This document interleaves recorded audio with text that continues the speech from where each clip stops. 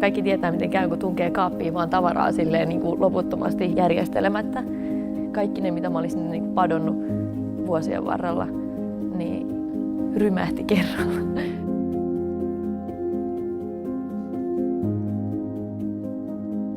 Se mun masennus sai alkunsa aika silleen melkeinpä niin kuin yön yli ihan yhtäkkiä. Mä sain uutisen, että mun isoäiti oli kuollut. Mä menin jotenkin siitä aivan pois raiteiltani siitä uutisesta. Mutta jotenkin musta alkoi aika nopeasti tuntua siltä, että tää ei nyt ehkä johdukaan siitä mun isoäidin kuolemasta, tää missä tilassa mä oon tällä hetkellä. Ja mä aika nopeasti niin kuin tajusin, että nyt on ehkä jotain muutakin tässä. Mun elämä muuttui niin nopeasti, niin radikaalisti, että mä oon aina ollut sellainen tosi reipas ja pärjäävä ja sellainen hyvän tuulinen tsemppaaja. Ja sitten yhtäkkiä mä olin ryömin siellä jossain kuvainnollisesti pohjamudissa. Et mä en oikein meinannut päästä sängystä ylös. Musta tuntui, että mikään maailman uni ei riitä. Mä olin koko ajan väsynyt, vaikka mä nukuin tosi paljon. Mä olin jotenkin todella alakuloinen sellaisella niin kuin tosi raastavalla ja lohduttomalla tavalla. Semmoisella, että jotenkin tuntui, että mä en nähnyt niin kuin mitään valoa missään. Vaikka mulla ei oikeastaan ollut mitään hätänä. Mä saatoin itkeä tuntikausia semmoista oikein niin kuin ääneen, semmoista niin kuin voimakasta fyysistä ääneen itkua, jotain pahaa oloa ulos, mitä mä en oikein osannut selittää, että mistä se johtuu tai mitä se on. Ja se itku tuli ihan semmoisista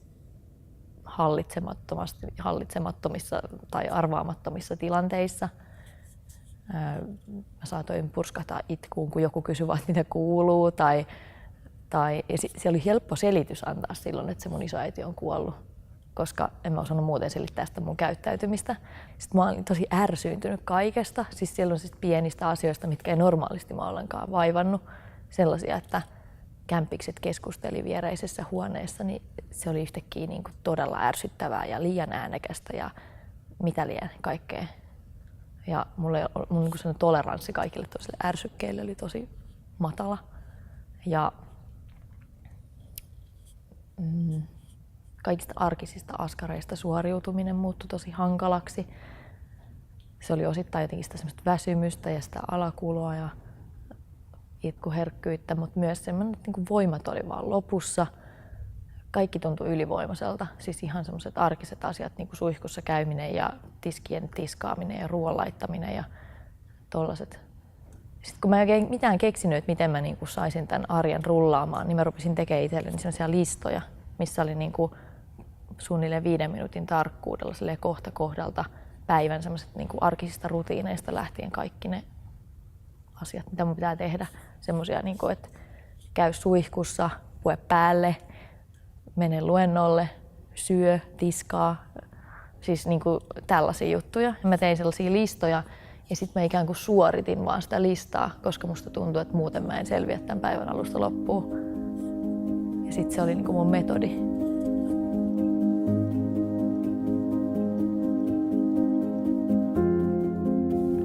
Joo, mä tosiaan aika varhaisessa vaiheessa hain sitä apua jo, mutta mä en sitä heti silloin saanut. Mä olin silloin opiskelija ja mä olin YTHS:n piirissä, eli mulla oli opiskelijoiden terveydenhuolto niin kuin saatavilla, mutta sielläkin oli tosi pitkät jonot ja kun mä soitin sinne, niin sitten kysyi siellä multa, että no onko tapahtunut jotain, mikä voisi aiheuttaa tämmöistä alakuloa tai muuta. No sitten mä tietysti mainitsin siitä mun isoäidin kuolemasta, koska se oli tapahtunut hyvin hiljattain. Ja sitten ehkä siellä tulkittiin, että se johtuu siitä, vaikka mä koko ajan itse tiesin, että ei se oikeastaan johdu siitä. Mut se oli tietenkin luonnollinen selitys sille asialle ja he ajattelivat, että no okei, tämä menee ohi, että tämä on nyt tämmöinen normaali suruprosessi. Mut kuitenkin laitettiin sinne jonnekin jonoon, mikä oli tosi pitkä, kuukausien mittainen jono. Mutta se sanoi se hoitaja siinä puhelimessa mulle siinä puhelun lopuksi, että no mut hei, että jos susta tuntuu, että sä et tarviikaan tätä aikaa, niin soitathan sitten, että otetaan sut sit pois sieltä jonosta. Ja se on varmaan niin kuin pahinta, mitä sä voit sanoa masentuneelle ihmiselle, koska siinä on jo valmiiksi semmoinen olo, että ei missään tapauksessa halua olla vaivaksi kenellekään muulle. Ja Ja ehkä mäkin kyseenalaistin sen mun oman niin kuin oikeuden saada apua tosi voimakkaasti, koska mä olin ajatellut koko ajan, että no, että on ihmisiä, joilla on tosi paljon kovempi hätä kuin mulla. Ja sitten kun sanotaan noin, ja joku niin kuin terveydenhuollon ammattilainen sanoo noin, niin se tuntuu siltä, että okei, se ei ajattele, että mä ansaitsen tai tarvitsen sitä apua. Sitten lopulta se tilanne niin kuin eskaloitui, kun oli jotkut pikkujoulut. Ja mä olin kerran sen päivän aikana jo luennolla niin kuin romahtanut totaalisesti ja mennyt kotiin keräilemään itseäni. Ja sitten mä päätin, että kyllä mä menen sinne pikkujouluihin. Ja sitten mä ikinä päässyt sinne pikkujouluihin asti, kun tuli uusi semmoinen romahdus. Ja sitten mä soitin mun äidille silloin.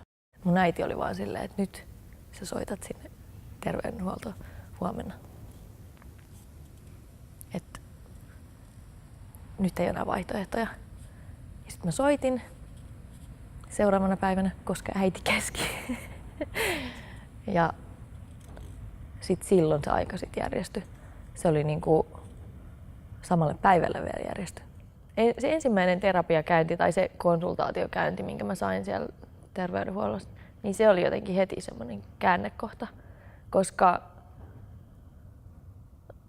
silloin musta tuntui siltä, että joku näkee mut ja mun hätä tunnistetaan. Et välittömästi kun pääsin sinne, niin mä en ollut enää yksin sen asiankaan. Ja mä olin ihan järkyttynyt, kun mulla annettiin masennusdiagnoosi. Koska niin hullulta kuin se ehkä kuulostaakin, niin mähän en omasta mielestäni ollut ollenkaan masentunut. Vaikka mä olin varmaan niin kuin oppikirjaesimerkki masennuksesta, niin itse sitä ei jotenkin nähnyt. Ja sitten oli ehkä myös sellainen ajatus, että enhän mä nyt voi masentua, koska mä oon se reipas ja mä oon se pärjääjä. Niin sit se tuntui niin silleen oudolta, että tätäkö se nyt sitten onkin. Mutta toisaalta se oli helpottavaa myös, koska mä sain selityksen sille kaikelle. Mutta se lähti tosi nopeasti helpottua sen jälkeen. Et siinä oli niinku, musta tuntui, että vaikka se oli tietenkin semmoista niinku aaltoliikettä se tilanteen kehitys, niin musta tuntui, että niinku pahimmat ajat oli siitä hetkestä eteenpäin takana. Että semmoisiin niin syviin vesiin mä en joutunut enää kertaakaan sen jälkeen.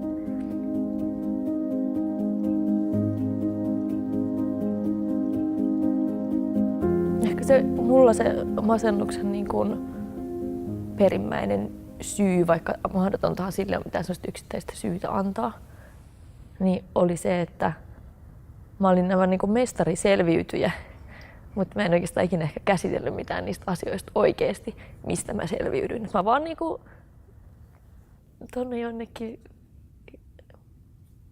heippa ja eteenpäin. Ja sit mä en koskaan niin kuin oikein käsitellyt niitä asioita. Ja sitten jossain vaiheessa se tilanne oli ehkä vähän semmoinen, että niitä oli niin kuin sinne tungettu kaappeihin ja lakastumaton alle. Ja sitten kun niitä asioita alkoi ollakin aika paljon, niin se metodi ei enää toiminutkaan. Että oli vähän niin kuin mä oon sanonut tälleen vertauskuvallisesti, että mä olin tunkenut niitä sinne kaappiin ja kaikki tietää, miten käy, kun tunkee kaappiin vaan tavaraa silleen niin kuin loputtomasti hirveästi niin kuin järjestelemättä. Että sitten jossain vaiheessa sieltä sujautellaan jo sieltä oven raosta ja sitten kun sä avaat seuraavan kerran sen kaapin, niin sieltä rojahtaa kaikki niskaan. Niin se oli vähän niin kuin semmoinen tilanne, että kaikki ne, mitä mä olisin niin kuin padonnut vuosien varrella, niin sieltä ne sitten rymähti kerralla, kun tuli se viimeinen asia, joka ei sitten mahtunutkaan sinne enää. Mutta sitten ehkä niin sen terapian kautta mä opin käsittelemään myös niitä semmoisia negatiivisia asioita, että se ei ehkä ollutkaan niin hyvä metodi, että ne vaan jätti taakse ja jatkoi eteenpäin ilman, että niitä oli mitenkään niin kuin puinut itsensä kanssa.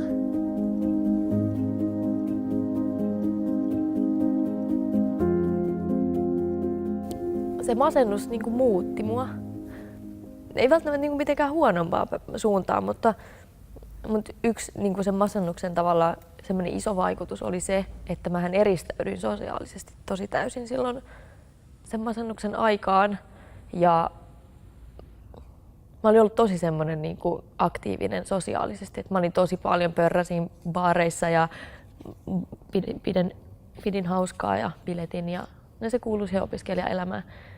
Mä huomasin, että sen jälkeen kun mä olin tavallaan päässyt siitä masennuksesta jo niin kuin sen pahimman yli, niin siihen sosiaaliseen piiriin palaaminen ei ollutkaan kovin helppoa, että oli vähän niin kuin erakoitunut jo siinä välissä. Ja sitten samaan aikaan ei myöskään kaivannut niitä pinnallisia ystävyyssuhteita, joista ei ollutkaan mitään iloa siinä vaiheessa, kun oikeasti oli ystävän tarpeessa.